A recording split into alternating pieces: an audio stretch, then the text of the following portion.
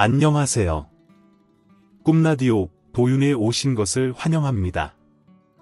저는 30대 남성입니다. 과거에 정말 감사했던 분과 특별한 인연을 맺은 적이 있었습니다. 그 사연을 전하고 싶어 이렇게 몇 자 적어봅니다. 저는 홀어머니 밑에서 자랐습니다. 어릴 적 기억 속의 아버지는 멋진 분이셨습니다. 힘도 세고 장난감도 잘 사주시고 퇴근길에 어머니가 좋아하시는 과일도 사다 주시는 다정한 분이셨죠. 그런 아버지가 한순간에 바뀌게 된 계기는 사업이 휘청이면서였습니다. 타일 제작을 하시며 작은 공장도 운영하셨던 아버지는 경쟁업체의 실수로 나쁜 소문이 돌면서 사업이 어려워지셨습니다. 위기감을 느낀 아버지는 밤낮 없이 일하며 사무실에서 주무셨지만 상황은 점점 악화됐습니다. 결국 아버지는 술과 도박에 빠져 현실을 피하려고만 하셨습니다. 그렇게 공장도 팔고 사무실도 팔고 집까지 담보로 잡아 도박에 바친 아버지는 결국 간암으로 2년 동안 어머니께 수발을 들게 하시곤 세상을 떠나셨습니다. 저희 집은 정말 알거지 신세가 되었습니다. 그때 제가 고작 10살이었습니다. 기댈 친정도 시댁도 없던 어머니는 혼자서 저와 동생을 키우셨습니다. 저와 남동생은 남들이 혀를 찰 만큼 말썽꾸러기의 천방지축이었고 어머니는 작은 책으로 아들들을 열심히 키우셨습니다. 아버지 사업이 잘 나갈 때는 다세대 주택에 살며 아랫집에 세를 주고 마당에 연탄 창고도 있었는데 아버지가 집을 담보로 대출을 많이 받으셔서 결국 집을 팔고 떠날 수밖에 없었습니다. 겨우 얻은 옥탑방은 비 오는 날엔 비가 새고 바람 부는 날엔 창문이 깨질 듯 흔들리며 겨울엔 찌개가 얼 정도로 추웠습니다. 그 정도의 환경이 최선이었던 저희 세 식구는 그곳에서 7년이라는 긴 세월을 보냈습니다. 어머니는 원래 그 시절에 대학교까지 졸업하신 똑똑한 분이셨습니다. 제가 유치원 때 돌아가신 외할아버지는 기업연구원으로 계셨던 분이었죠. 그렇게 똑똑하고 재능 많으신 어머니가 아버지를 만난 건 부모님들의 친분 때문이었다고 했습니다. 아버지는 일찍이 사업을 시작해 성공했고 외할아버지 외할머니도 이 정도 사윗감이면 어머니와 잘 살겠다 하셨죠. 어머니는 대학교 졸업 후 다음 해에 아버지와 결혼식을 올렸고 그 후 주부로서의 삶을 사셨습니다. 하지만 아버지가 돌아가시고 저희 둘을 키우려면 일을 하셔야 했습니다. 그래서 어머니는 동네 공부방에서 아이들을 가르치셨습니다. 초등학생과 중학생 수준이었지만 오랜만에 공부하려니 어렵다며 어머니는 밤늦게까지 공부하고 수업 준비를 하셨습니다. 어머니는 공부방에서 적지 않은 월급을 받으셨습니다. 그러나 남들보다 조금 많을 뿐 끝이 보이지 않는 빚을 갚기에는 역부족이었습니다. 어머니는 평일에는 공부방에서 아이들을 가르치시고 주말에는 장어집 주방에서 하루 종일 일하셨습니다. 그렇게 열심히 일해도 밑빠진 독에 물 붓듯 빚을 갚는데 대부분의 돈이 쓰였습니다. 한창 많이 먹고 자라는 시기였던 저희 때문에 어머니는 하루 한 끼만 드실 수밖에 없으셨습니다. 그 정도로 어머니가 힘들게 일하시고 상상 초월의 큰 빚을 혼자 갚고 계신다는 것을 알게 된 건 중학생 때였습니다. 집이 가난한 건 알고 있었지만 그 정도일 줄은 몰랐거든요. 그때부터 조금 철이 들기 시작했습니다. 중학생이 철이 든다 한들 나가서 돈을 벌어올 수 있는 것도 아니고 그저 제가 할 도리를 했습니다. 학생이니까 공부를 잘하는 게 어머니를 덜 힘들게 하는 거라 생각해 공부를 열심히 했습니다. 남동생은 저보다 2살 어렸는데 참 말을 안 듣는 녀석이었죠. 제가 엄청 혼냈습니다. 어머니 힘들게 하지 말고 말 좀 잘 들으라고요. 개구리가 올챙이 적 생각 못한다는 말이 이럴 때 쓰는 말이겠네요. 초등학생 때는 어머니가 숙제하라고 혼내기도 하고 저도 학교에서 혼나기 싫어서 딱 숙제만 잘해가는 정도였습니다. 공부를 뛰어나게 잘했다거나 머리가 좋은 쪽은 전혀 아니었죠. 반등수도 그저 그랬고요. 그런데 중학생 때부터 마음먹고 공부를 좀 하니까 성적이 잘 나오더라고요. 동갑내기들은 그때 사춘기를 겪으며 방황할 때, 저는 친구들이 방황할 때 공부를 했던 거죠.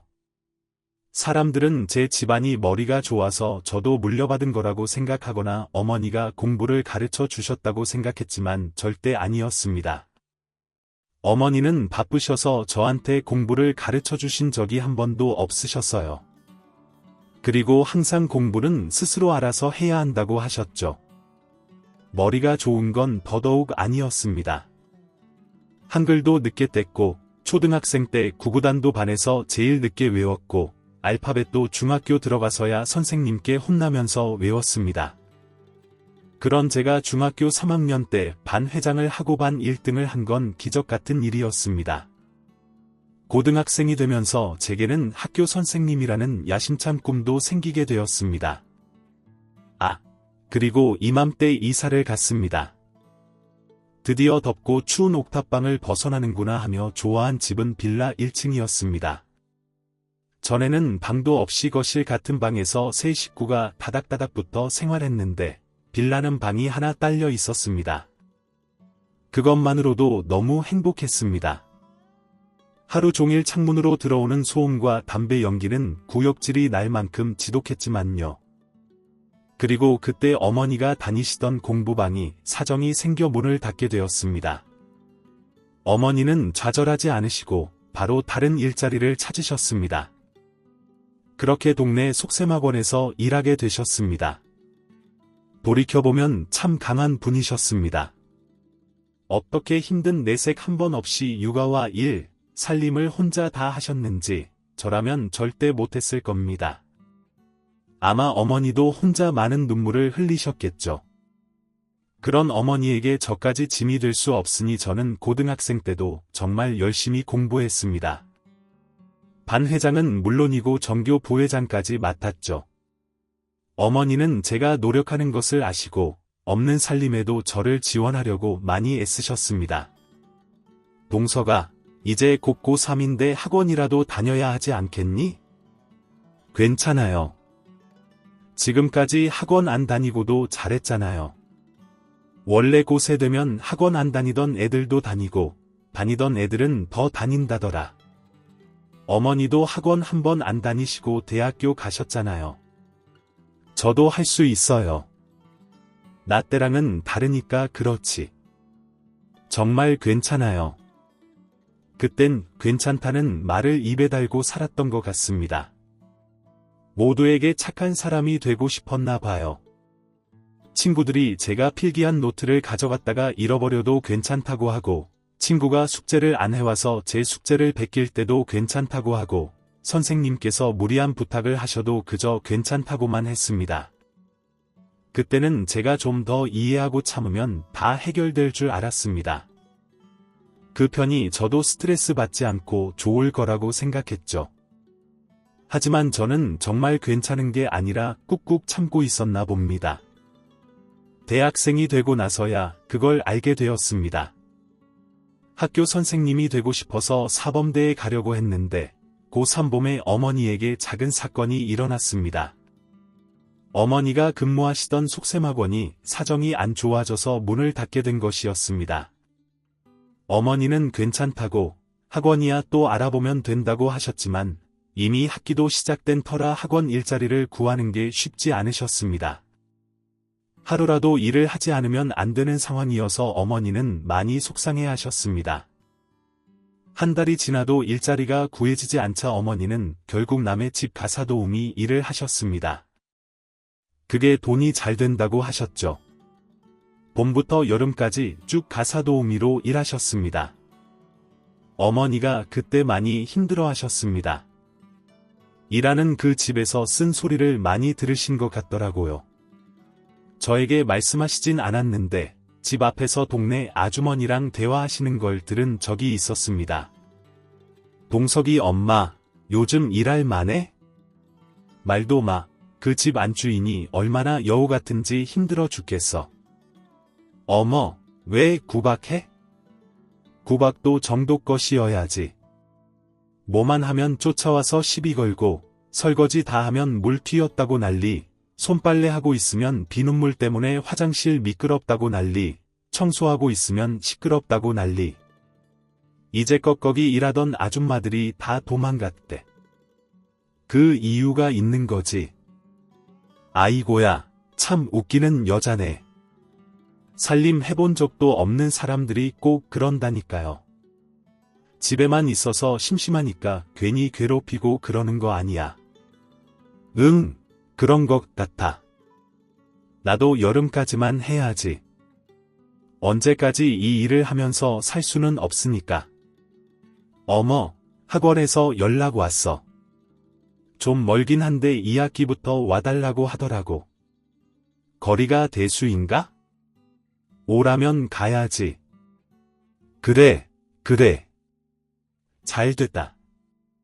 봉석이 엄마는 가사 도우미 안 어울려. 선생님이 딱이야. 그래, 고마워. 어머니가 그런 일을 당하시면서 일하고 계셨다는 걸 그때 알게 되었습니다. 물론 사람이 사회생활하면서 굳은 일을 겪는 건 너무나도 당연한 일이죠. 하지만 그게 내 가족이라고 생각하면 마음이 먹먹해지는 게 사실입니다. 그때부터 조금 고민이 되더라고요. 선생님이 되려면 사범대에 가야 하고 졸업하고서도 임용고시를 합격해야 선생님이 될 수 있으며 그 다음에 학교 배정되기까지 또 시간이 걸린다고 하더라고요. 그리고 그때 제 성적으로 사범대 장학금을 받으며 다닐 수준도 아니었고요. 과연 사범대에 가는 게 맞는지 고민이 되었습니다. 하루라도 빨리 일해서 어머니 짐을 덜어드려야 하는 게 아닌가 했습니다. 하지만 대학교를 포기할 수 없었습니다. 그렇다기엔 제가 이제껏 노력한 것들, 꿈꾼 것들이 너무 아까웠거든요. 분명 후회할 것 같았습니다. 그래서 저는 학교 선생님의 추천서를 받아서 제 성적에 맞는 장학금을 받을 수 있는 학교에 진학하게 되었습니다. 거기도 좋은 학교였고 인기 많은 학과였지만 저희 꿈과는 다른 결정이었잖아요. 그래서 혼자 많이 속상해했습니다. 누가 등 떠민 것도 아니었는데 괜히 혼자 북치고 장구치고 다 한 거죠. 그래서 대학교 생활이 즐겁지 않았습니다. 학과에 전혀 흥미가 없으니 강의도 귀에 들어오지 않았습니다. 그래서 그때 뒤늦게 방황을 좀 했습니다. 왜 나는 이렇게 살아야 하는 걸까? 내가 원하는 인생은 영원히 살지 못하는 걸까? 행복하게 살고 싶다. 이런 생각들을 많이 했죠. 동서가, 동민아, 치킨 먹자. 우와, 치킨이다. 엄마 최고. 그때 어머니와 동생에게도 날카롭게 대했습니다. 그들은 잘못한 게 없는데도 괜히 원망스러운 마음이 들었거든요. 가난한 집에 대한 원망, 첫째의 서러움, 동생에 대한 질투 등 모질이 같은 생각들을 했습니다. 그래서 괜히 불평하고 예민하게 가족들을 대했습니다. 저는 치킨 말고 피자 먹고 싶다고 했잖아요. 그랬나? 동서가 미안해. 다음에는 피자 먹자. 알겠지? 동민이가 치킨 좋아하니까 오늘은 맨날 동민이. 저는 엄마 아들 아니에요. 난 안 먹을 거니까 둘이 다 먹어요. 진짜 못난 놈이었죠. 어머니를 위한 줄 알았던 결정이었는데 결국엔 저와 가족 모두에게 좋지 않은 선택이었습니다. 이대로는 안 되겠더라고요. 가족들에게 계속 싫은 소리만 나올 것 같고 학교 성적도 점점 떨어졌고요. 그래서 저는 도망치다시피 휴학을 했습니다. 군대에 갈 계획이었죠. 1학년 마치고 휴학을 했고 일단 좀 쉬고 싶었습니다. 집에서 늦잠도 자고 뒹굴거리다가 군대에 갈 생각이었습니다. 그런데 뜻밖의 일이 생겼습니다. 저희가 살고 있던 빌라 월세집 계약이 곧 만료되어 어머니는 이사할 집을 알아보셨습니다. 이제 빚도 꽤 많이 갚아서 2에서 3년만 더 일하면 완전히 청산할 수 있는 상황이었고 그동안 야금야금 모아둔 돈도 있어 전세를 알아보셨습니다. 그러다가 집에서 멀지 않은 곳에 굉장히 싼 값에 매물이 나왔고 부동산 업자의 말에 혹하셔서 바로 계약금을 일부 내셨습니다. 그런데 알고 보니 이중 계약이었고 부동산 업자는 사라져 버렸습니다. 이사도 못 가고 계약금도 날리게 된 거죠. 전세금 전부를 안 날린 게 불행 중 다행이지만 저희 형편의 계약금도 굉장히 큰 돈이었습니다. 집주인 아주머니께서 사정을 들으시고 보증금을 조금 더 받고 월세를 줄이는 조건으로 재계약을 하기로 해서 급한 상황은 잘 정리됐지만 날린 계약금은 돌려받을 수 없었습니다. 경찰에 신고했더니 그 부동산 업자는 진짜 공인중개사도 아니고 전과가 상당한 사기꾼이었습니다. 갑자기 이게 무슨 시련인지 머리가 복잡해졌습니다. 미안하다, 얘들아. 엄마가 잘 확인했어야 했는데. 아니에요. 그놈이 잘못한 거지. 왜 엄마가 미안해요? 어머니는 자책하시는 것 같았습니다. 갑자기 정신이 번쩍 들었습니다. 내가 지금 이러고 있어도 되는 걸까 하는 불안한 마음이 들었죠. 장남으로서 어머니를 도우지 못할 망정, 정신 못 차리고 놀 생각이나 하고 있는 게 정상은 아니었으니까요. 그래서 그때부터 아르바이트를 하기로 했습니다. 원래 대학교 다니면서 아르바이트를 하려고 했었는데 어머니께서 절대 못하게 하셨거든요. 공부해야 하는 애가 그런데 정신 팔리면 안 된다고 하셨죠. 하지만 그렇다고 두 손 놓고 어머니가 고생하시는 걸 보고만 있을 수는 없었습니다. 저는 군대에 가기 전에 알바로 돈을 벌어 어머니에게 목돈을 좀 드리고 싶었습니다. 친구들한테 물어물어 알바 자리를 찾아봤습니다. 고등학교 동창인 친구가 PC방 알바를 하고 있었는데 다음 주에 군대 간다고 사장님께 말할 테니 저보고 하라고 하더군요. 힘들긴 하지만 나름 재미있다면서요. 그리고 아침에는 손님이 많이 없어서 할 만하다고 했습니다. 그렇게 동네 2층 PC방에서 아침 7시부터 오후 3시까지 알바를 하게 되었습니다. 친구 말대로 나름 재미있으면서도 힘들었습니다. 가끔 술 취해서 PC방에서 자는 진상 아저씨들만 아니면 더 재미있었죠. 아침에는 손님이 거의 없어서 화장실 청소하고 PC방 청소하는 자빌들이 대부분이었습니다. 가끔 너무 한가한 날에는 책도 읽을 수 있어서 할 만했습니다. 그런데 오후 3시에 일이 끝나니까 남은 하루가 너무 길더군요. 그래서 더 할 수 있는 일 없을까 찾아보다가 아는 형이 주유소에서 일하는데 하루에 몇 시간만 와서 할 수 있냐고 물어봤습니다. 그때는 셀프 주유 같은 게 없었으니까 주유소에 알바생이 많이 필요했거든요. 그 형이 일하던 주유소가 출퇴근 시간에 차가 엄청 많은 곳이라서 매일 평일 오후 5시부터 밤 9시까지 알바를 했습니다. 그게 제 하루 패턴이었습니다. 6시에 일어나서 씻고 PC방 출근하고 3시 퇴근하고 5시까지 주유소 가서 일하고 9시에 끝내고 집에 오는 하루였죠. 주말에는 쉬었고요. 몸이 좀 힘들었지만 월급은 꽤 벌었습니다. 뿌듯하기도 하고 신기하기도 했습니다. 그렇게 한 달쯤 일했는데 갑자기 PC방 사장님이 오시더라고요. 원래 아침엔 잘 안 나오시다가 저 퇴근하실 때쯤에 오셨거든요. 동서가 미안한데 너 이번 주까지만 이해해라. 예, 왜요?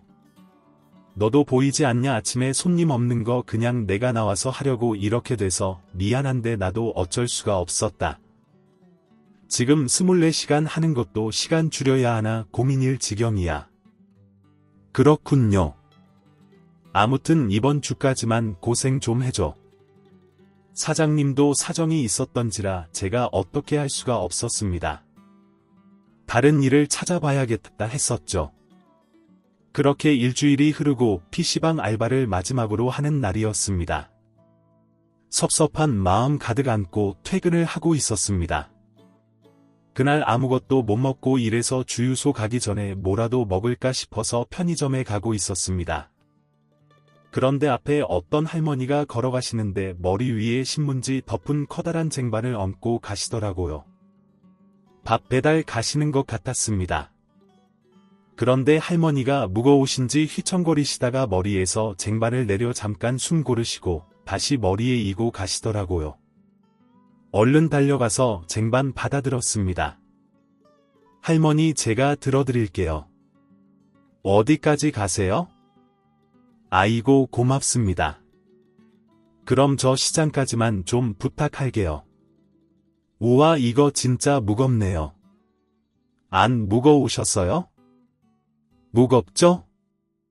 무거운데 배달은 해야지. 내가 안 하던 배달을 오랜만에 하려니까 적응이 안 되네. 왜요?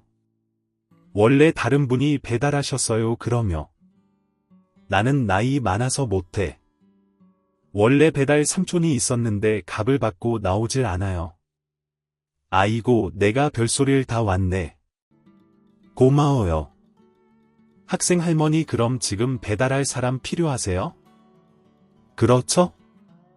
왜요? 그 일 제가 해도 될까요? 처음엔 단순히 알바 자리가 필요해서 한 말이었습니다. 무거운 걸 들고 고생하시는 할머니가 조금 안 돼 보이기도 했고요. 설마 잘 모르는 저한테 일을 시키실까 반신반의했습니다. 그런데 할머니께서 잠깐 저를 말없이 쳐다보시더니 그래요 하시더라고요. 할머니네 식당은 주유소에서 멀지 않은 곳에 있었습니다. 저는 매일 아침 8시부터 오후 4시까지 할머니네 식당에서 일을 하게 되었습니다. 처음엔 조금 이상했습니다. 가게가 참 뜬금없었거든요. 할머니 밥집이 있던 건물이 다세대 주택이었는데 1층에는 할머니의 작은 밥집, 그 옆에 있는 대문으로 들어가 올라가면 2, 3, 4층에 집 하나씩, 대문에서 왼쪽으로 들어가면 반지하 집이 2채 있었습니다. 그런데 가게 장사가 막 엄청 잘 되는 게 아니었거든요. 밥집이었는데 정해진 메뉴는 없고 할머니가 그날그날 상태 좋은 식재료들로 한상 차리셨는데 거의 배달만 했습니다.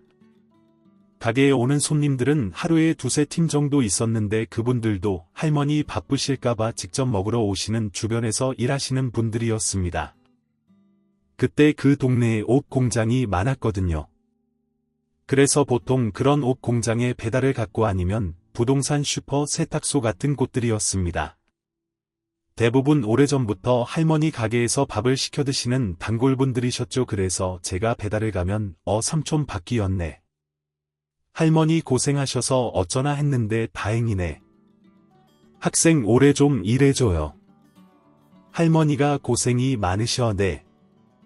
제가 군대 가기 전까지만 하는 거라서요. 아이고, 그렇구나. 그럼 있는 동안만이라도 잘 좀 해줘요. 네, 알겠습니다. 맛있게 드세요. 모두 할머니를 걱정하시는 것 같았습니다. 무슨 사정이 있으신가 싶었죠. 하게사 이렇지 않은 게 더 이상했습니다.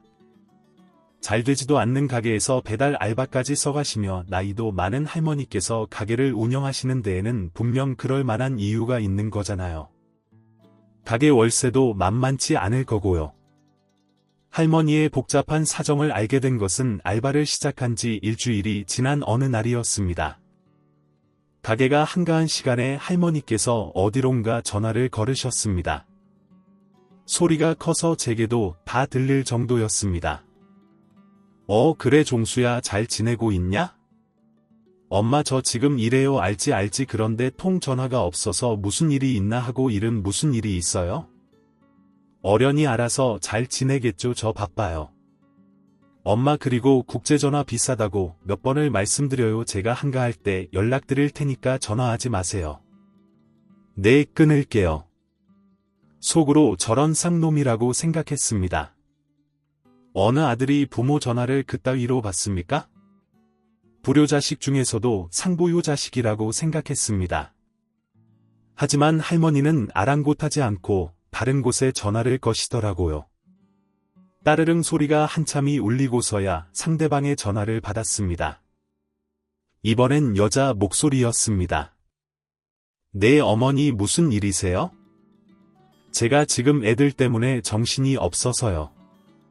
그래, 아가 잘 지내니? 애들은 잘 있고 소식이 없으니 궁금해서 전화했지. 종수랑은 방금 전화했다. 그러셨구나. 저희 잘 지내요. 어머니 무소식이 희소식이라는 말도 있잖아요.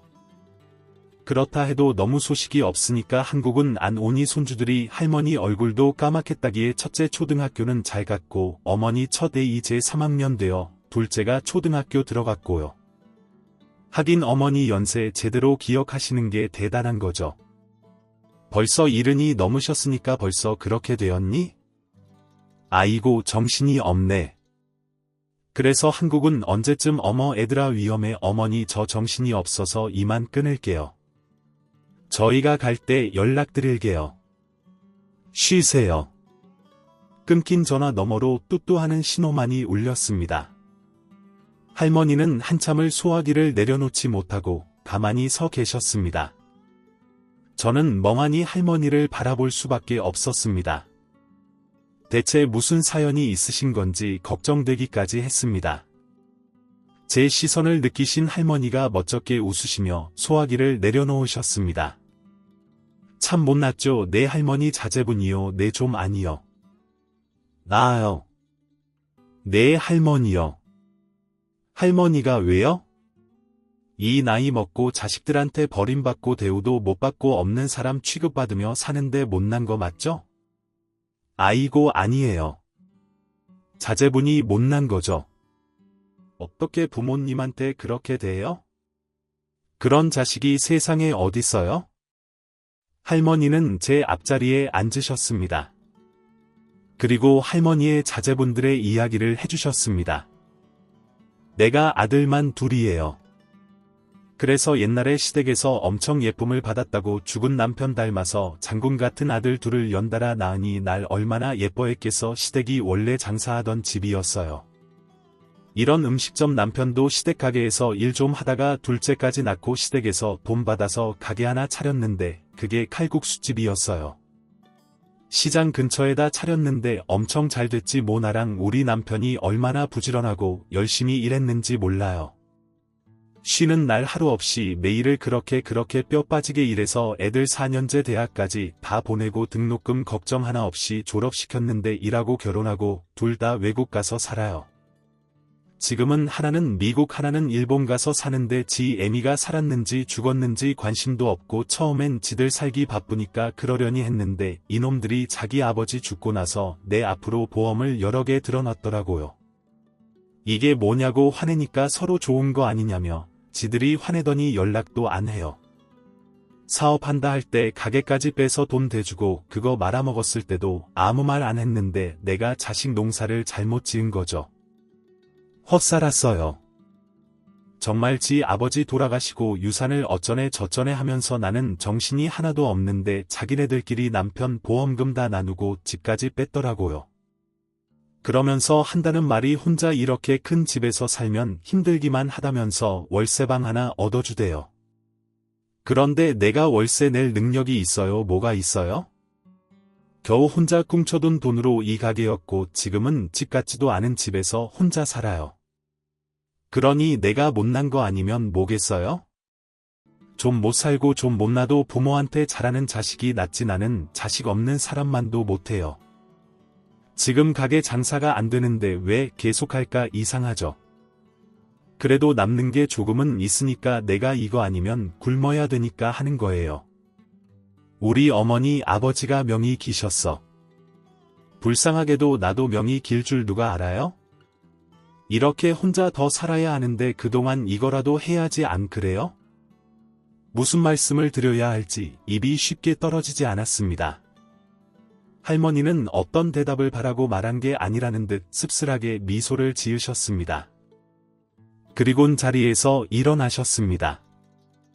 아이고 시간이 벌써 이렇게 됐네. 이만 가봐요. 동석 학생 나도 정리하고 가봐야겠네. 제가 도와드릴게요. 저는 할머니가 정리하시는 걸 도와드렸습니다. 그런데 그날 단골 손님 사장님이 할머니 가져다 드리라며 건강식품을 주셨었거든요. 그게 무거울 것 같아서 할머니를 댁까지 모셔다 드리고 싶었습니다. 할머니 댁이 어디세요? 이거 무거울 것 같은데 제가 모셔다 드릴게요. 아이고 괜찮아요. 나 여기 바로 위에 살아요. 할머니는 건물 위를 가리키셨습니다. 여기 건물에 사시는구나 했습니다. 할머니가 바로 위인데 뭘 데려다 주냐고 하시길래 괜찮다고 하고 짐 들고 같이 올라갔습니다. 그런데 할머니가 2층을 지나고 3층도 그리고 4층도 지나시더라고요. 그렇게 더 계단을 오르시더니 계단 한가운데에 있는 은색 문을 열고 옥탑으로 가셨습니다. 그 건물에 옥탑이 있다는 것도 몰랐던 저는 당황했습니다. 설마 여기 사시는 건 아니겠지라고 생각했죠. 할머니는 옥상에 있는 옥탑방 문을 능숙하게 여셨습니다. 할머니 여기 사세요? 네, 보잘것없죠. 그래도 여기가 아늑하니 좋아요. 아니요. 아니요. 그런 건 아니고요. 제가 어릴 때 옥탑방에 살았던 게 생각이 났습니다. 진짜 엄청 춥고 엄청 덥고 그때 정말 감기에도 많이 걸리고 저희 어머니는 없던 비염도 생기셨거든요. 옥탑에 살았을 때 맨날 이사 가고 싶다. 제발 집 같은 집에서 살고 싶다고 맨날 생각했는데 할머니가 그런 곳에 혼자 살고 계신다니 너무 충격적이었습니다. 엄청 힘드실 텐데 그것을 아늑하다고 하시는 것도 너무 속상했고요. 할머니 댁에 집 넣어드리고 주유소 가는 내내 마음이 안 좋았습니다. 할머니께서 낮에 해주신 얘기가 계속 생각이 났습니다. 부려 자식들 나중에 자기 자식들한테 똑같이 당해보라고 속으로 저주도 했습니다. 그때부터 할머니랑 좀 각별해졌습니다. 제 혼자만의 생각일지는 모르겠지만요. 이전까지는 아침 점심 거르는 게 습관이 되어서 가게에서 밥도 안 먹었는데 할머니의 성화에 같이 늦은 점심을 한술 떴더니 할머니 요리 솜씨가 정말 좋으시더라고요. 엄청 맛있어서 맨날 밥 2그릇씩 먹었습니다. 할머니는 반찬 뭐 좋아하냐며 제가 좋아하는 반찬을 해주기도 하셨습니다. 제가 어머니한테 할머니 얘기를 했더니 너무 걱정하시더라고요. 그때 설날이 한 번 있었는데 어머니가 할머니 드리라며 홍삼도 챙겨주시고 했습니다. 어머니가 학원에서 받은 기름이나 차 같은 것도 할머니께 나눠드렸었고요. 저희도 없는 살림이었지만 그래도 챙겨드릴 수 있는 건 다 챙겨드렸습니다. 지난번에 할머니 댁 갔을 때 살짝 봤는데 벽지가 다 뜯어져 있더라고요. 비 오고 곰팡이 쓸고 하다 보니까 그렇게 된 것 같았습니다. 그래서 한 번은 동생이랑 같이 주말에 벽지 사들고 가서 벽도 새로 발라드렸습니다. 전문가는 아니라 능숙하지 않았지만 그래도 이전보다는 훨씬 깔끔했습니다. 그때도 할머니가 고맙다며 직접 만든 식혜도 주시고 맛있는 밥도 차려주셨습니다. 그렇게 할머니 가게에서 2달을 일을 했습니다. 그리고 그 2달이 지났을 때 사건은 터졌죠. 그날은 제가 할머니 가게에서 일을 하고 주유소에서 일을 마치고 집에 돌아가던 길이었습니다. 그날 주유소에 손님이 엄청 많아서 1시간 더 일하고 너무 피곤해서 버스 타고 집에 가려는데 지갑이 없더라고요. 어디다가 놓고 왔나 곰곰이 생각해보니까 할머니 가게에 두고 온 것 같았습니다. 주유소에서 집까지 걸어가면 20분 정도 걸리는 거리라서 그냥 걸어가려고 했습니다. 돈 쓸 일도 딱히 없어서 귀찮으니까 지갑도 내일 찾자 했는데 뭔가 지갑을 꼭 찾아야 할 것 같은 기분이더라고요. 왜 그랬는지 모르겠는데 그냥 그래야 할 것 같았습니다. 어차피 가도 할머니 안 계셔서 가게 문도 잠겨 있을 텐데 말이죠. 그렇게 뭐에 홀린 것처럼 할머니 가게로 걸어갔습니다. 그때가 밤 10시가 넘은 시간이었는데 길에 사람이 없었습니다. 무서울 정도로 고요한 골목길을 걸어가는데 어디서 고소한 냄새가 나더라고요. 누룽지 같기도 한 이 냄새가 뭔가 하면서 가는데 누룽지 냄새가 아니라 뭔가 타는 냄새인 것 같았습니다. 뭐가 탔나 어디서 뭘 태우고 있나 하면서 코너 돌아 할머니 가게 건물에 도착했는데 할머니 건물이 검은 연기로 덮여 있더라고요. 2층 창문에서 시뻘건 불이 흔들리는 게 보이고요. 깜짝 놀랐습니다. 진짜 주변에 아무도 없고 검은 연기는 자욱하고 이걸 어쩌나 이게 대체 무슨 일인가 꿈은 아닌가 하면서 몸이 꼼짝을 안 하더라고요. 연기가 점점 심해지니까 이웃 주민분들도 하나둘 나와서 깜짝 놀라며 건물 앞으로 모였습니다. 어떤 아저씨가 119에 신고해주고 다들 어떻게 하지도 못하고 타들어가는 건물만 쳐다보고 있는데 그제서야 제정신이 돌아오더라고요. 불타는 건물에서 아무도 나오지 않았습니다. 할머니를 구해야겠다는 생각뿐이었습니다. 무작정 건물로 뛰어들었는데 옆에 있던 아저씨들이 저를 말렸습니다. 학생 미쳐서 안 돼 들어가면 저기 할머니 계셔서 구해드려야 해요. 놓으세요. 저는 입고 있던 잠바벗어 던져놓고 주머니에 있던 물티슈 꺼내서 코랑 입 막고 검은 연기 속으로 뛰어들었습니다. 가면서 엄청 소리 질렀습니다. 할머니 불이에요. 불 났어요. 할머니 불이요. 불 났다고요. 할머니 제가 소리 지르면서 올라가니까 2층 문이 열리고 3층 4층 문이 열렸습니다. 사람들이 쏟아져 나왔고 저는 계속해서 올라갔습니다. 옥탑에 가기 전 있는 은색 문을 열려고 하는데 제가 열쇠가 없으니까 열리질 않더라고요. 옆에 있던 화분 하나 들어서 문 내리치고 난리를 쳤습니다. 겨우 문 부시고 들어가서 할머니가 계신 옥탑으로 올라갔고 문 두들기면서 또 소리쳤습니다. 할머니 나오세요.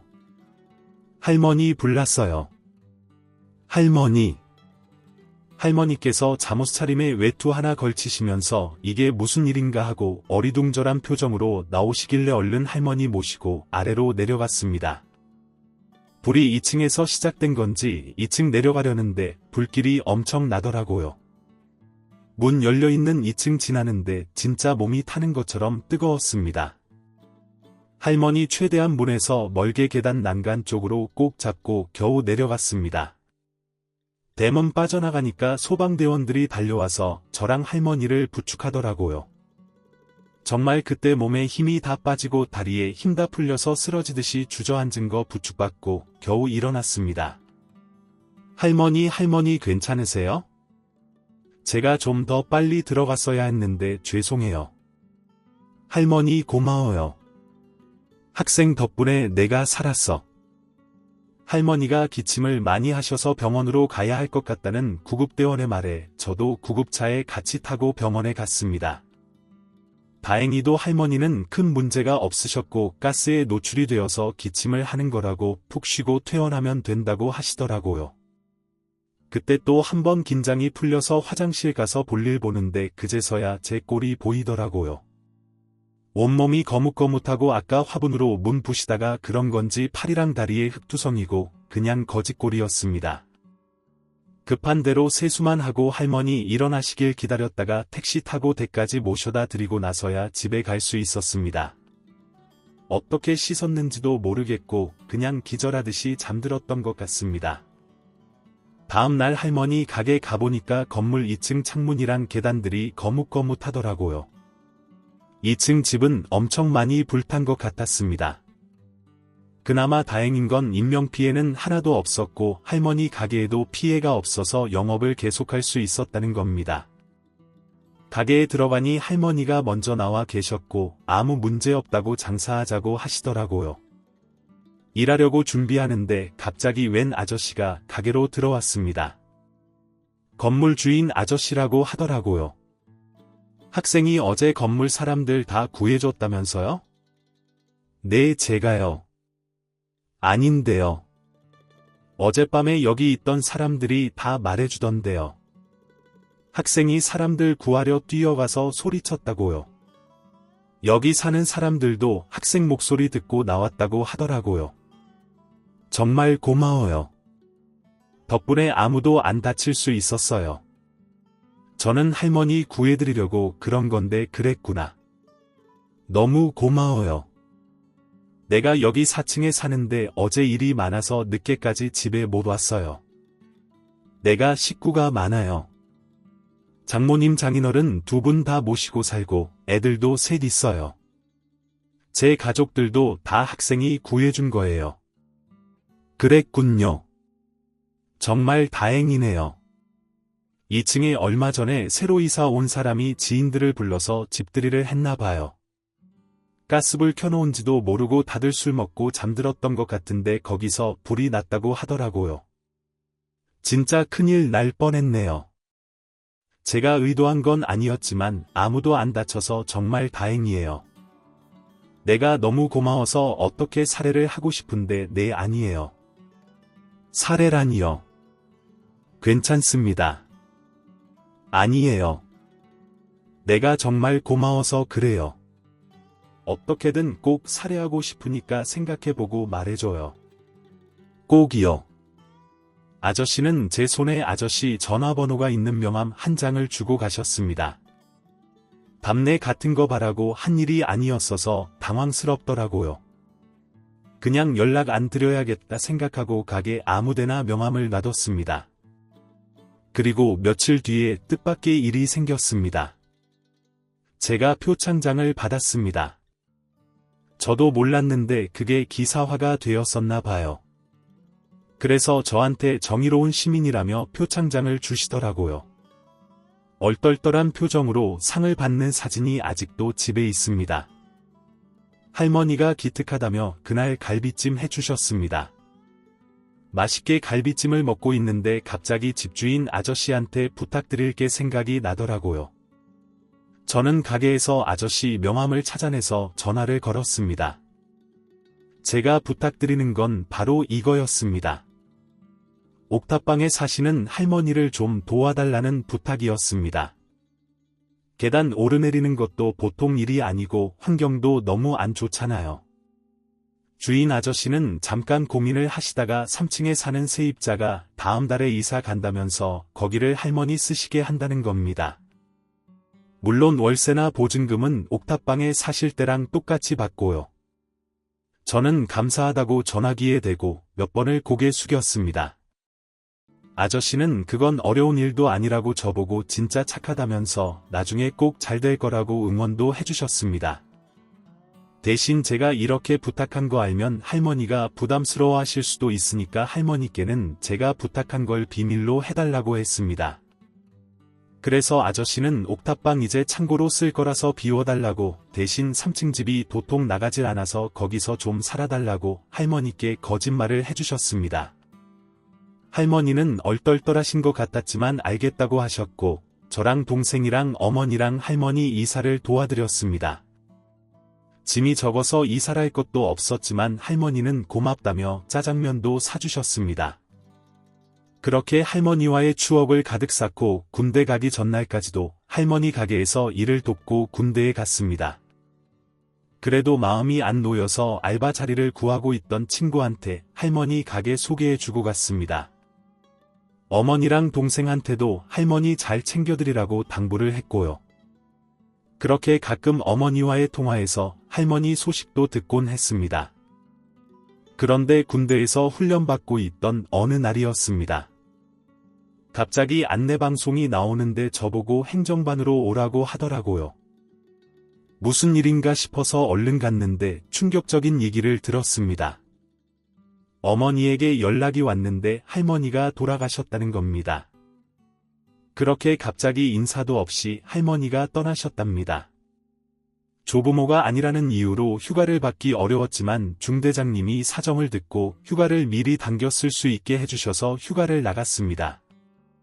집도 안 들리고 바로 전달받은 장례식장으로 향했습니다. 가면서도 계속 이게 진짜 현실인지 구분이 안 갔습니다. 장례식장 들어가서 할머니 영정 사진 보니까 실감이 나더라고요. 저는 무너지고 말았습니다. 뭐가 그리 급하셔서 인사도 없이 가셨나 눈물만 줄줄 흘렀습니다. 장례식장에 자식놈들 코빼기도 안 비치다가 마지막 날엔 오더라고요. 비행기가 어쨌고 저쨌고 핑계대면서요. 할머니가 참 불쌍했습니다. 그동안 어머니랑 저랑 동생이랑 상복 입고 장례식장 지키고 몇 없는 조문객들마다 인사도 드리고 했습니다. 그게 어떻게 자식입니까? 남보다도 못한 사이지. 아무튼 그렇게 발인까지 다 마치는데 제가 할머니 가게 알바생으로 친구 소개해줬다고 했잖아요. 친구가 저한테 봉투 하나를 주더라고요. 이게 뭐야?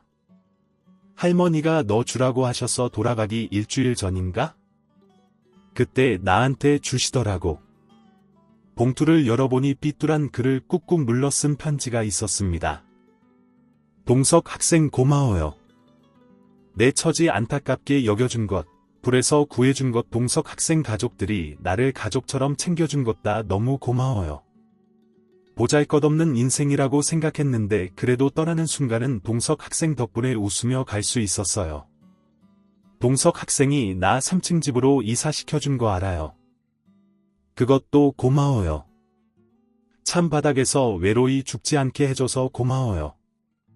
가게 냉동고 구석 검은 봉지에 돈이 있어요. 동석 학생이 가져요. 내가 죽으면 내 자식들이 가게 처분해서 다 가져갈 거예요. 나는 통장에 돈 하나도 없어요. 냉동고에 있는 돈이 내 전부예요. 그거 동석 학생이 써주면 좋겠어요. 고마워요. 참 많이 고마워요. 편지를 보고 계속 울었습니다. 첫 줄 보자마자 눈물이 흘러 멈추질 않았습니다. 그리고 봉투에는 열쇠 하나가 들어 있었습니다. 가게 열쇠였습니다. 할머니의 자식들은 서울 집에 갔다가 할머니 집이랑 가게 정리한다고 하더라고요. 저는 곧장 할머니 가게로 갔습니다. 혹시나 할머니 자식들이 돈을 발견하면 자기들이 가져갈 테니 그건 안 될 것 같았거든요. 가게 냉동고에 있는 봉지에서 돈을 꺼내보니 3천만 원이라는 큰 돈이 들어 있었습니다. 이걸 어떻게 해야 하나 고민이 많이 되었습니다. 솔직히 말하면 그냥 쓸까 하는 생각도 잠깐 들더라고요. 근데 그건 또 아닌 것 같아서 고민 끝에 독거 노인분들을 위해 기부를 했습니다. 물론 할머니의 이름으로 기부했죠. 할머니도 하늘나라에서 분명 좋아하실 거라 확신합니다. 저는 지금 게임 회사에서 개발자로 일하고 있습니다. 비록 선생님의 꿈은 이루지 못했지만 직업 만족도도 높고 돈도 많이 벌고 있습니다. 저랑 특별한 인연이었던 할머니 짧은 시간이었지만 정말 제 할머니라 생각하고 각별히 모셨는데 이별이 너무 빨라 아쉬운 마음이 큽니다. 그래도 할머니 가시는 길 제 덕에 웃을 수 있으셨다니 그것만으로도 기쁘네요. 할머니와의 그날들을 추억하며 더 열심히 더 부지런히 살겠습니다. 제게도 좋은 추억을 주셔서 고맙습니다. 할머니 이 글을 하늘에 계신 할머니께 바치겠습니다. 지금까지 사연 들어주셔서 감사합니다. 사연이 재미있으셨다면 구독과 좋아요를 눌러주세요. 감사합니다. 안녕히 계세요.